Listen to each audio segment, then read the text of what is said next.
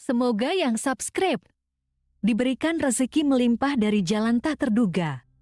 Dan yang like komen, dimudahkan jalannya menuju surga di hari akhir nanti. Siapa yang tak mendengar nama Qorun? Qorun adalah seorang sosok kaya raya di zaman Nabi Musa, tapi namanya melegenda hingga sekarang. Kisahnya diabadikan dalam Al-Quran, bahkan menjadi peribahasa atau ungkapan di masyarakat guna menggambarkan seseorang yang mirip dengan tabiatnya atau menisbatkan harta yang ditemukan terpendam dalam tanah sebagai harta Qorun. Qorun adalah miliarder kaya raya yang hidup sejaman dengan Nabi Musa. Saking kaya rayanya, Qorun setiap kali keluar dari rumahnya, ia didampingi dengan 300 pelayan laki-laki dan 300 pelayan perempuan. Qorun juga dikawal oleh 4.000 pengawal yang diiringi 4.000 binatang ternak, ditambah 60 ekor unta yang khusus membawa kunci-kunci gudang penyimpanan harta kekayaannya itu. Itu dilakukan semata-mata sebagai bentuk kesombongan bahwa dialah manusia paling kaya, paling terhormat, dan memiliki pengikut setia. Ia merasa lebih mulia dibandingkan Nabi Musa alaihissalam. Orang-orang tentu saja akan penasaran seberapa banyak harta kekayaan Qorun jika pengawal dan pembawa kunci gudang kekayaannya sebanyak itu. Lalu berapakah harta yang dimiliki Qorun yang disimpan dalam gudang-gudangnya tersebut? Sebelum saya melanjutkan, dimohon untuk menonton video ini sampai selesai supaya tidak ada kesalahpahaman dalam memahami isi cerita, serta mohon bantu channel ini semakin berkembang dengan cara tekan subscribe dan silahkan tinggalkan like serta komen positifnya. Semoga dukungan pemirsa Risalah Kehidupan bernilai pahala dan menjadi wasilah dimudahkannya segala urusan pemirsa sekalian. Pemirsa Risalah Kehidupan, di zaman sekarang banyak orang yang mengistilahkan rezeki yang tak terduga dengan istilah harta Qorun. Lalu, dari manakah sumber harta kekayaan Qorun yang sangat luar biasa itu? Serta di manakah Qorun dan hartanya ditenggelamkan? Siapakah Qorun dan bagaimana kisahnya dengan Nabi Musa? Qorun merupakan kaum Nabi Musa alaihissalam. Disebutkan oleh Ibnu Jurayj, nama lengkap Qorun adalah Qorun ibnu Yashar, ibnu Qahis, ibnu Lawi, ibnu Yakub. Ia merupakan putra paman atau sepupu Nabi Musa alaihissalam. Pasalnya, Nabi Musa alaihissalam sendiri adalah putra Imron, sedangkan Imron adalah putra Qahis. Dengan kata lain, Qorun masih satu kakek dengan Nabi Musa alaihissalam, yakni kakek Qahis. Ia adalah umat Nabi Musa yang taat.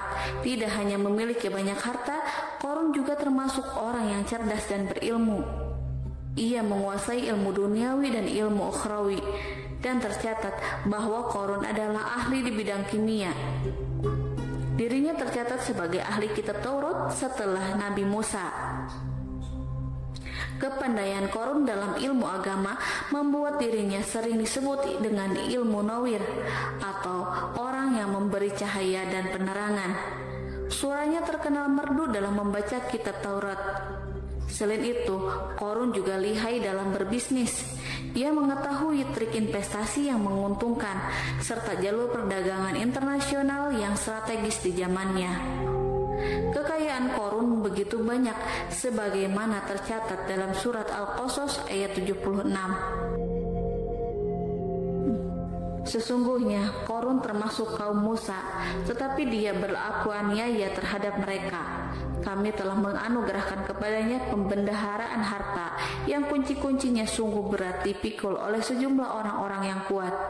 Dalam riwayat Khaisamah disebutkan, untuk mengangkut kunci gudang kekayaan Qorun dibutuhkan 60 bigol atau sejenis kuda kecil.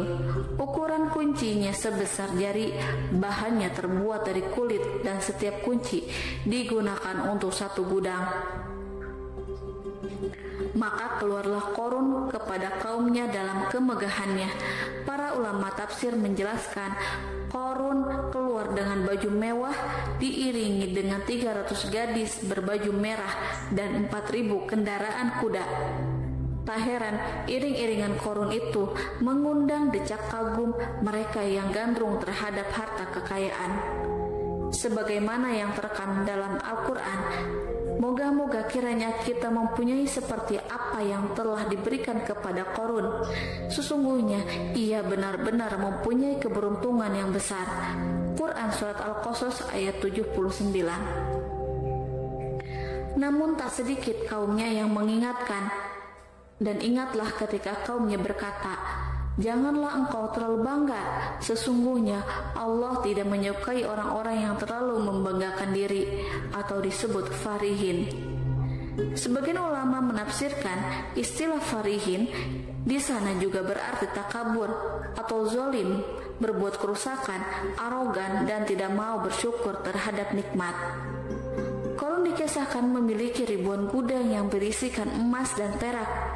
Bila keluar rumah, Qarun selalu berpakaian mewah dan dikawal oleh 600 pelayan. Ia diiringi 4.000 ekor kuda dan 60 ekor unta yang membawa kunci-kunci gudang kekayaannya. Namun sayang seribu sayang, Qarun kemudian membangkang pada Nabi Musa dan menjadi pengikut setia Fir'aun. Mengenai dari mana asal-usul kekayaan Qarun, ada beberapa riwayat yang memberitakan tentang asal-usul kekayaan Qarun tersebut. Sumber pertama menyebutkan bahwa jauh sebelum memiliki kekayaan, Qarun hanyalah seorang lelaki miskin yang tidak mampu menafkahi keluarganya sendiri. Anaknya sangat banyak. Lalu suatu hari ketika Qarun datang kepada Nabi Musa, ia meminta Nabi Musa alaihissalam untuk mendoakannya agar Allah memberikan harta benda yang banyak. Qarun juga meminta Nabi Musa mengajarinya ilmu kimia dan ilmu-ilmu kehidupan lainnya. Qarun dikenal sebagai orang yang soleh dan mengikuti ajaran Ibrahim dengan baik, sehingga tanpa pikir panjang Nabi Musa alaihissalam menyetujui permintaannya. Allah Subhanahu wa Ta'ala mengabulkan doa Nabi Musa. Qarun diberikan kecerdasan luar biasa dan menguasai ilmu yang telah diajarkan kepadanya. Qarun menguasai teori dan praktik pembuatan emas permata dan beragam perhiasan mewah lainnya. Ia juga pakar dalam ilmu arsitektur, rancangan bangunan, penataan kota, dan lain sebagainya. Tidak lama setelah itu, hidupnya berubah. Qarun pun hidup dengan bergelimbang harta. Ribuan gudang yang dimilikinya penuh dengan emas dan perak. Namun sayangnya, keberuntungan yang didapatkannya membuatnya gelap mata. Qarun mulai hidup dengan penuh pamer, keangkuhan, dan penuh kesombongan. Kekayaan yang telah diberikan oleh Allah Subhanahu wa Ta'ala membuatnya lupa dengan Sang Maha Pemberi. Qarun merasa lebih terhormat dan mulia dibandingkan Nabi Musa. Ia pun akhirnya membelot dan durhaka pada Nabi Musa. Ia mengingkari janji-janjinya dahulu dan beralih menjadi pengikut Fir'aun yang setia. Loyalitas Qarun terhadap Fir'aun membuatnya diangkat menjadi kepala mandor yang membawahi ribuan pekerja. Dikisahkan bahwa Qarun bersikap semena-mena terhadap para pekerja. Ia tega memotong upah mereka. Ia melakukan korupsi demi membangun istana dan kemegahannya sendiri, dan untuk membangun gudang-gudang penyimpanan harta yang telah ia kumpulkan jauh-jauh hari. Ketika datang perintah zakat, Nabi Musa alaihissalam pergi menemui Qarun dan memerintahkannya mengeluarkan zakat sebesar 1 dinar dari setiap 1000 dinar, 1 dirham dari setiap 1000 dirham, 1 kambing dari setiap 1000 kambing, dan seterusnya. Setelah Qarun menghitung seluruh hartanya, ternyata jumlah zakatnya sangat besar. Kekikirannya pun mulai menghalangi hatinya untuk mengeluarkan zakat. Qarun enggan membayar zakat ketika Nabi Musa alaihissalam menagih zakat yang diperintahkan oleh Allah untuk ditunaikannya. Ketika Korun diminta zakat, ia langsung marah dan tidak memberikan sedikit pun kekayaannya.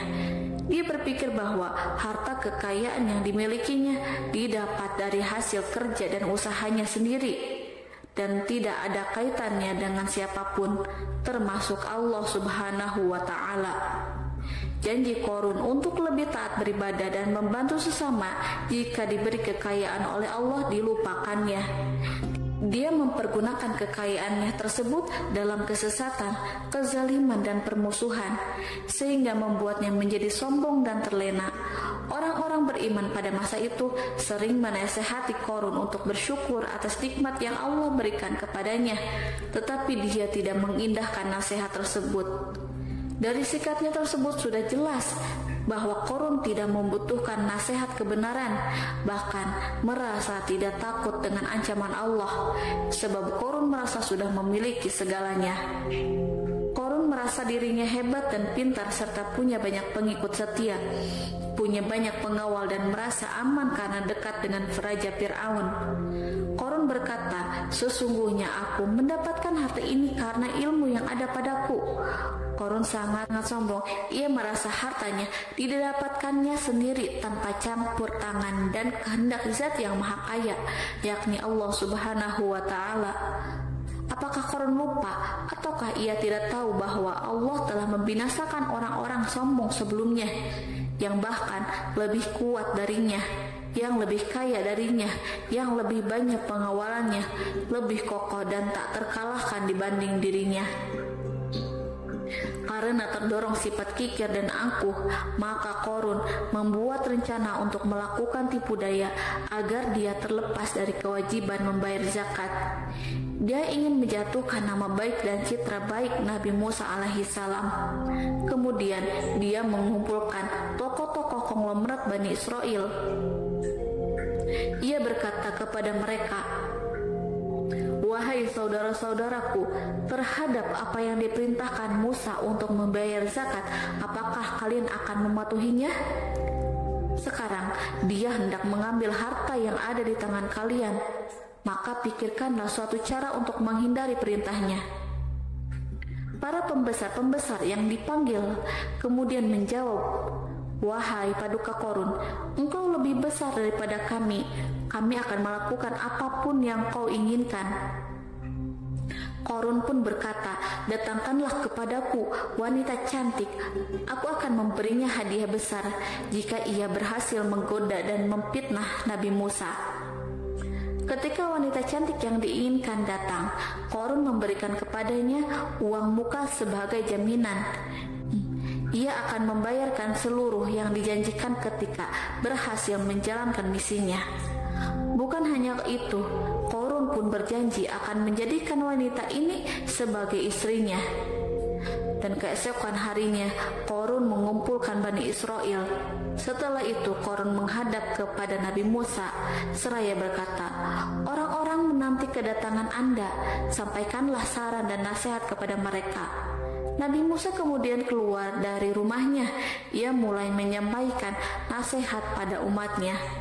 Di antara nasihatnya, beliau berkata, "Barang siapa yang mencuri, aku akan memotong tangannya. Barang siapa yang memfitnah, aku akan mencambuknya sebanyak 70 kali. Barang siapa yang tidak mempunyai istri dan dia berbuat zina, maka aku akan mencambuknya sebanyak 70 kali.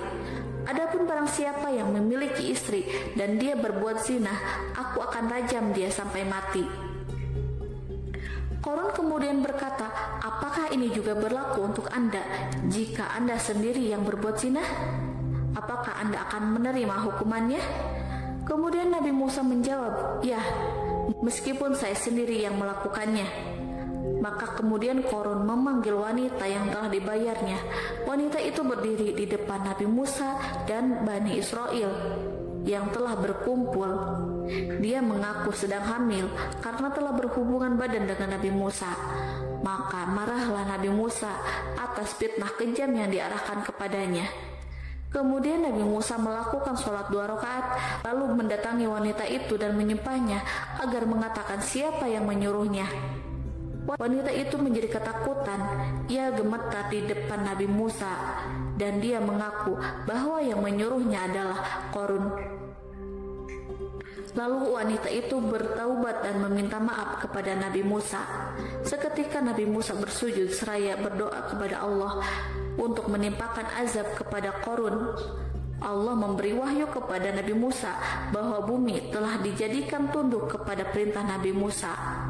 Kemudian Nabi Musa berkata kepada bumi, "Wahai bumi, telanlah Qarun beserta kekayaannya, habiskanlah semua."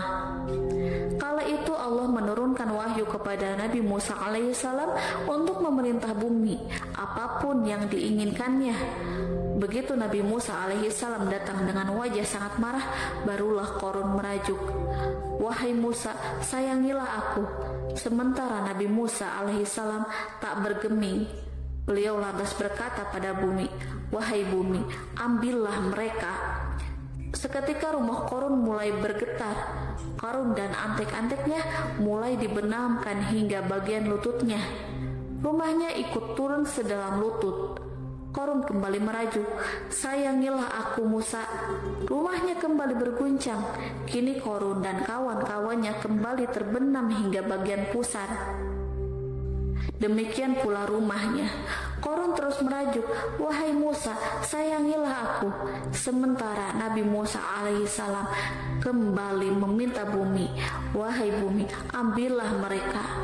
Rumah Qarun berguncang lagi, sementara Qarun dan kawan-kawannya terus terbenam hingga bagian tenggorokannya. Demikian pula rumahnya. Qarun lagi-lagi menjerit, "Wahai Musa, sayangilah aku." Namun Nabi Musa alaihissalam tak bergeming. Beliau terus meminta bumi menelannya, hingga akhirnya Qarun dan kawan-kawannya hilang seluruhnya di telan bumi. Tak lama setelah itu Allah pun berkata, "Wahai Musa, apa yang membuatmu bersikap demikian? Padahal demi kemuliaanku, andai dia Qarun berdoa kepadaku, niscaya aku akan rahmati. Maka kami benamkan dia beserta rumahnya ke dalam bumi, maka tidak ada baginya satu golongan pun yang akan menolongnya selain Allah, dan dia tidak termasuk orang-orang yang dapat membela diri." Quran Surat Al-Qasas ayat 81. Lalu di manakah lokasi ditenggelamkannya Qarun beserta harta bendanya? Konon berdasarkan kepercayaan beberapa masyarakat setempat, Qarun ditenggelamkan di sekitar sungai atau danau Moris yang terletak di kota Fayum, negara Mesir. Qarun konon mendirikan istana dan di tempat itu pula ia ditenggelamkan. Dahulu Qarun berkeinginan membangun sebuah istana, namun tidak diizinkan oleh Fir'aun. Jika istana itu dibangun di samping istana Fir'aun, terlebih Qarun juga tidak ingin membangun istana di tengah pemukiman Bani Israel yang terletak di tanah Jasan. Fir'aun pun memberikan tanah di wilayah Fayum. Kemudian di tepi sungai Fayum inilah Qarun membangun istananya yang megah dan di dalamnya membangun Al-Kunuz atau gudang penyimpanan harta berisi emas dan perak. Salah satu bukti arkeologis yang dapat dijumpai di lokasi tersebut adalah runtuhan bangunan yang diduga sebagai tempat tinggal Qarun yang berjarak sekitar 2 km dari Danau Qarun. Menurut beberapa sumber, bangunan yang masih berdiri kokoh tersebut adalah benteng yang dibangun oleh Qarun. Namun, ada juga yang mengatakan bahwa bangunan tersebut adalah tempat tinggalnya. Wallahu a'lam bishawab.